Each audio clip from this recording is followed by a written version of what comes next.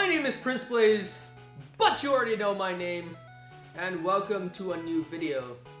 In this video, I will be summarizing about the history of Pokemon, from Satoshi Tajiri's early beginnings as a bug collector, founding Game Freak as a fanzine business alongside Ken Sugimori, turning from a fanzine to a video game developing company, pitching the idea of capsule monsters to Nintendo, to eventually releasing Pocket Monsters Red and Pocket Monsters Green in 1996 in Japan. So, let's travel back to the past. Alright, first we will look at Satoshi Tajiri's early beginnings as we examine his obsession for bugs and interest in arcade games. Satoshi Tajiri was born on August 28, 1965 in Setagaya, Tokyo, Japan. However, he grew in the western Tokusa urban city, Mashida, Tokyo, Japan, where it had rice paddies, rivers, and forests. You know, it was full of nature. Tajiri grew with the passion of collecting bugs. In an interview with The Time, Tajiri mentioned, "Every time I found a new insect, it was a mystery to me." However, his childhood did not last long, as he mentioned. Then development started taking place. As it grew, all the insects were driven away. I was really interested in collecting insects. Every year, they would cut down trees and the population of insects would decrease. The change was so dramatic, a fishing pond would become an arcade center. Perhaps these arcade centers that replaced the fishing ponds were the same place where Tajiri found an interest in arcade games. Tajiri attended a 2-year technical degree program at the Tokyo National College of Technology, where he majored in electronics and computer science. During his college years, Satoshi Tajiri, Ken Sugimori, and their love for video games founded their fanzine business, which are non-official publications produced by enthusiasts for fans with the same interest. In 1981, when Satoshi Tajiri was on his first year of college, Satoshi Tajiri was known as the Space Invaders Junkie, a 1978 arcade game created by Tomohiro Nishikata. In an interview at The Time, Tajiri was asked if he was a Space Invaders junkie, who he replied, "I was really into Space Invaders in about 1978. It got me more and more interested in video games. There wasn't any media to get information about games, so I came up with Game Freak magazine." The fanzines were usually 28 pages long, costed around 300 yen, which is equivalent to $3 and was handwritten by Satoshi Tajiri and illustrated by Ken Sugimori. Here are some examples of the non-official publication volumes of Game Freak. Volumes 4, 5, 6, 7, and 8, and volumes 13, 14, and 16.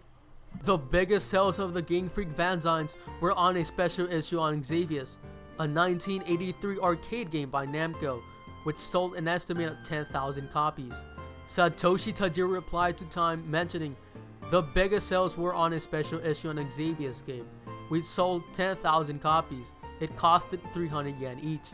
So when I was 18, I already had a business going. At first, I used the photocopying machine. More important than style was selling information. But when sales increased, it was so difficult to do it by hand, so I took it to a printer." Also, another interview at The Time, Satoshi Tajiri mentioned how he started his video game developing company. "Pretty soon I had some contributors and we all get together and talk about games. The more I learned about games, the more frustrated I became because the games weren't very good.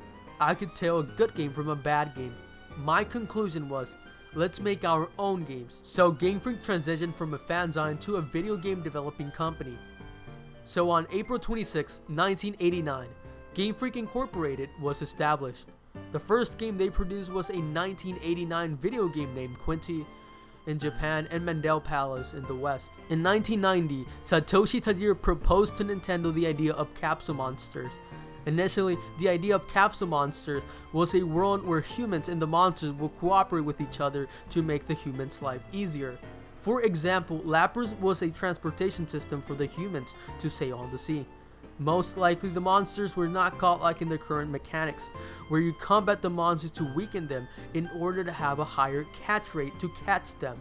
Instead, a trainer had a charisma stat where it had to be raised for a monster to join the team. The Mirage Monsters, which could have probably been an early concept of legendary and mythical Pokemon, were green dragons that had low encounter rate, which could have taken a player up to 2 hours of finding a Mirage Monster at a dungeon.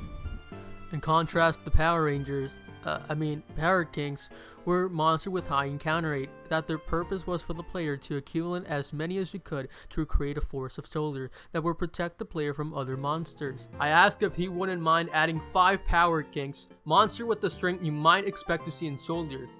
And we finally struck a bargain. Power Kings have high encounter rate, and you'll quickly run into them if you wander around dungeons.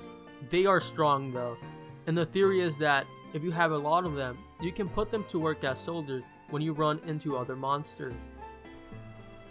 The player could have also bought monsters from what it appears as an early concept of the Pokemon that were locked inside a cage.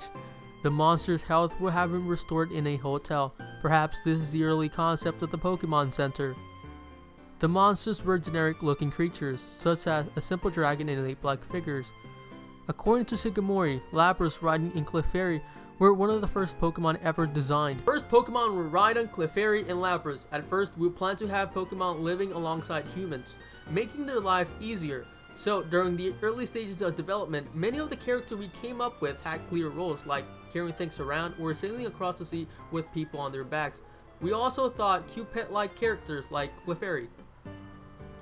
Evidence are shown in the ID internal list of the original Pokemon games, where Rhydon is number 1, Clefairy is number 4, Lapras doesn't seem such an early design as it sits on number 19, but we will take Shigemori's word for it and believe that these were indeed the early designs. These monsters were inspired by their favorite TV show, Ultraman, and video games such as Final Fantasy Legend and Dragon Quest. Another thing to note, the early concept of Red was supposed to have a whip on its right hand, which could have indicated that the trainer could have participated in combat themselves to whip them on. But these concepts were too complex for Nintendo despite of having a huge interest. Later, Tajiri was assigned with creator of successful Nintendo titles such as Mario, The Legend of Zelda, and Donkey Kong, Shigeru Miyamoto. The name Capsule Monsters went to several name changes. First, it simplified to Capumon. However, Satoshi Tajiri could not trademark the name Capumon, and was later renamed to Pocket Monsters. During this period, the idea of real-life animals and adding elemental type to test the battle mechanics and creating a more unique and diverse world. The idea came to us during development. Battles would get more monotonous if there were only strong and weak Pokemon, so by affixing type to the Pokemon, we were able to give the fighting more depth. However, Pocket Monsters were pushed back to work on projects such as Yoshi and Jerry Boy, due to not having enough fund for the project. 5 employees had quit Game Freak for not receiving enough income to support their family. Satoshi Tajiri also cut his own income for the project, and instead lived off his father's income to produce Pocket Monsters Red and Pocket Monsters Green, until Art Studios Creatures Incorporated was in this case the savior of Game Freak, as it funded for the Pocket Monsters Red and Pocket Monsters Green, in return for 1/3 of the franchise license. February 27, 1996, Pocket Monsters Red and Pocket Monsters Green was released to the public in Japan. Later that year, on October 15, 1996, Pocket Monsters Blue was released in Japan for minor revisions such as fixing glitches and updating graphics and dialogues.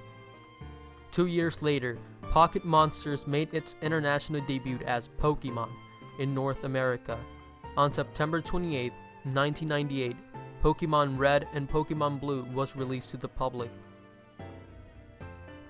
To end the first generation of Pokemon, the special edition of the Pokemon anime that featured the yellow adorable fat rat, Pikachu on the front cover, Pokemon Yellow. Other spin-off game that was released during this generation were Pokemon Trading Card Game, Hey You Pikachu, Pokemon Stadium, Pokemon Pinball, and Pokemon Snap. Pokemon Gold and Pokemon Silver introduced the second generation of Pokemon. Ending Generation 2 was Pokemon Crystal. Other spin-off games that was released during this generation were Pokemon Stadium 2, Pokemon Puzzle Challenge, and Pokemon Puzzle League. Pokemon Ruby and Pokemon Sapphire introduced the third generation of Pokemon. Then, the enhanced remakes of Pocket Monsters Red and Pocket Monsters Green, not you Pocket Monsters Blue, was Pokemon Fire Red and Pokemon Leaf Green, not you Pokemon Water Blue, Ending Generation 3 was Pokemon Emerald. Other spin-off games that was released during this generation were Pokemon Colosseum, Pokemon XD Gales of Darkness, Pokemon Mystery Dungeon Blue Rescue Team, and Red Rescue Team, Pokemon Channel, Pokemon Box Ruby and Sapphire, Pokemon Dash, and Pokemon Trozei. Pokemon Diamond and Pokemon Pearl introduced the 4th generation of Pokemon. Then Pokemon Platinum. To end the 4th generation of Pokemon, the enhanced remix of Pokemon Gold and Silver, Pokemon Heart Gold, and Pokemon Soul Silver. Other spin-off games that was released during this generation were Pokemon Battle Revolution, Pokemon Mystery Dungeon Explorers of Time and Explorers of Darkness, Pokemon Mystery Dungeon Explorers of Sky, Pokemon Ranger Shadows of Almia, Pokemon Rangers Guardian Signs, Pokemon Rumble, My Pokemon Ranch, and Pokepark Wii, Pikachu's Adventure. Pokemon Black and Pokemon White introduced the 5th generation of Pokemon. To end the 5th generation of Pokemon, the sequels of Pokemon Black and White, Pokemon Black 2 and White 2.